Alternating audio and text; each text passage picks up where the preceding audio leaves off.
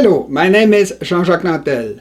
In this video, I will show you that geography, not humans, are going to provoke the end of Canada. The reason for it is fundamentally economic. In a world where poverty has been one of the most important factors of history, humans have learned to avoid the cost of climbing uselessly hills or mountains. Of course, when our ancestors were hunter-gatherers, they had to follow their prey in mountains in order to catch them. However, after the invention of agriculture 10 or 12,000 years ago, they started to build their farms near creeks on flat and low-altitude terrains because it was the easiest way to produce wealth.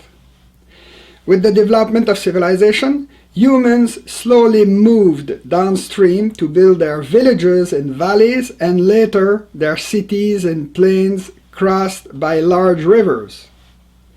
Nowadays, that very slow movement towards the oceans of the world is almost complete since most of our modern megacities are located near the oceans or on rivers leading to the oceans. Everywhere on the planet, modern humans accumulate wealth by paying for the heavy and cheap natural resources they collect in mountains with lighter and costlier finished goods that are sent uphill in half-empty trucks. Inside an industrial city like Montreal, where those finished products are made, the same basic economic rule applies since there is an empty forest on the Mount Royal next to an overcrowded city center. The same rule is also valid for countries, especially those which lasted thousands of years and, of course, for continents as we just said. The result of it all is that nowadays, a growing proportions of the goods humans consume have been made in coastal cities like New York, Mumbai or Shanghai before being exchanged on the oceans of the world, which are all flat and of low altitude. As we will now see, modern Canada doesn't work quite like the other countries of the world. Between 1608 and 1760, during the French regime, the Canadian economy had worked normally in a west-east direction that followed the natural slope of the region. Since New France was a commercial colony that used the St. Lawrence River to import very light European products that were in high demand among the natives, the French merchants could exchange them for very large quantity of furs. If the Canadian economy reversed its course after 1760 to adopt an east-west orientation, it was because the British invasion of New France had eliminated the Franco-native military alliance that made impossible any European colonization west of the Appalachian Mountains. That elimination triggered a mass migration of poor Europeans that would flood the continent in an east-west direction during more than 2 centuries. The continent would have stayed united if French-Canadians had accepted to join the American Revolution, which started only 15 years after the British conquest of Canada. Unfortunately, the memories of the brutal and bloody wars fought against the Americans during 150 years were so fresh that French Canadians decided to remain loyal to the British Crown. From then onwards, the British would maneuver in North America to avoid useless and costly wars with the ever more powerful United States of America. To keep and reinforce what remained of their North American empire, the British organized their own east-west European mass migration in the southernmost part of Canada. This is one of the reasons why the country is 5,000 kilometers long and only 300 kilometers wide. That's where more than 90% of Canadians live. Very clearly, modern Canada doesn't have the compact nature of long-lasting countries. The timidity of the British diplomats in North America has been largely responsible for the artificial nature of the Canadian international borders. For instance, the border with Maine is so abnormal that the modern Trans-Canada Highway between Quebec and the Atlantic provinces is much longer and costlier than necessary. In Quebec, the border that follows the 45th parallel is so aberrant that the Akwesasne-Mohawk Reservation is located right over the borders between Ontario, Quebec, and the New York State, which has created an important contraband problem.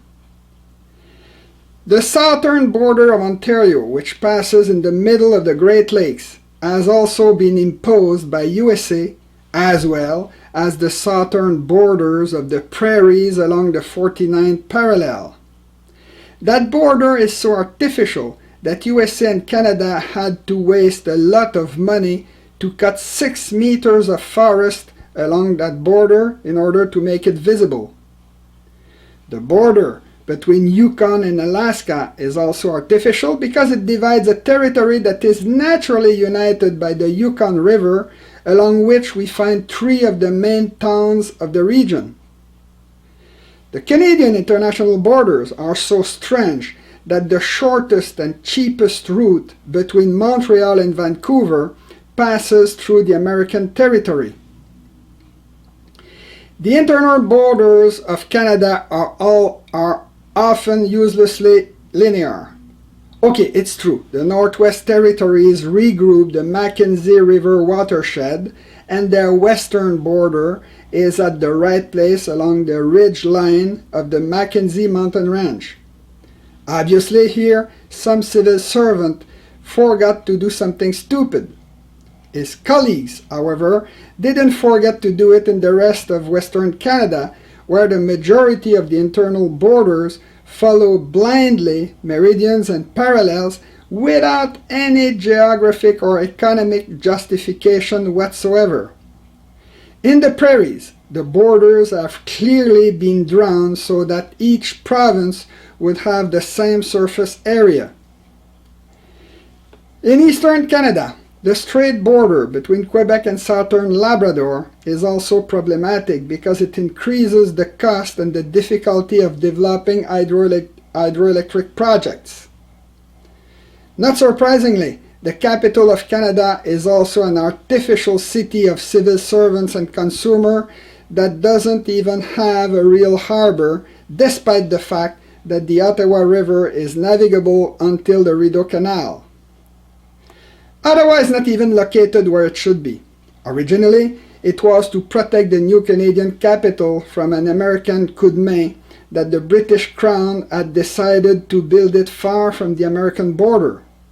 Logically, it should have been built on the northern shore of the Ottawa River so that any aggressor would have to cross 2 rivers to reach it, namely the St. Lawrence River and the Ottawa River.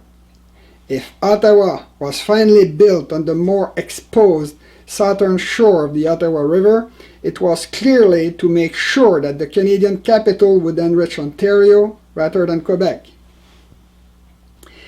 It's worth mentioning that USA also has an artificial political organization that is wasting uselessly a lot of resources and money. It didn't matter as long as the continent was underpopulated. Nowadays, however, the continent has been so thoroughly overexploited that the best way to enrich its population would be to avoid any useless waste of resources by developing an economy that would follow the general north-south orientation of the North American geography. That's exactly what the population has been doing for decades, especially in the Midwest, where goods and people are flowing naturally towards the Mississippi River. In Canada also, the general north-south orientation of the continent has separated the country in regions. It is so obvious that some of those regions were given names even if they didn't have any political reality. For instance, the prairies and the Maritimes. Economically speaking, each of those regions look in a different direction, normally towards the south, towards USA. Little by little, the two North American economies are becoming more integrated, and Canadians are selling to the American industrial machine more and more of the natural resources they collect in their northern backcountry. As a result, large gaps have appeared between the main population centers of southern Canada, the most spectacular of them being in northern Ontario, a near-human desert that separates three well-developed regions, namely the prairies, southern Ontario, and the St. Lawrence lowlands in Quebec. Northern Ontario is so underdeveloped that all its communication systems link the prairies to Quebec and not to southern Ontario. It is so true that the Trans-Canada Highway doesn't even pass through Toronto or through the most densely populated part of Ontario. In fact, the Ontario Peninsula, the industrial region surrounded by Lake Ontario, Lake Erie, and Lake Huron, is not even in Canada, since it is located south of the 49th parallel, which is the southern limit of the prairies, and south of the 45th parallel, which is the southernmost limit of Quebec. It is so easy and economical to exchange goods and services on the Great Lakes that southern Ontario has become part of the economy of the American Great Lakes many decades ago. But something very strange has been happening. Since the 1970s, the rich industrial region we call the Ontarian Golden Horseshoe did not follow the spectacular economic decline of the American Rust Belt on the southern shores of the Great Lakes. In the next video, we will see why Toronto and its region are still prosperous when neighboring American cities like Buffalo, Cleveland, and Detroit are losing population and industries at an accelerated rate.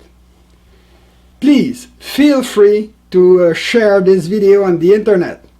See you next time.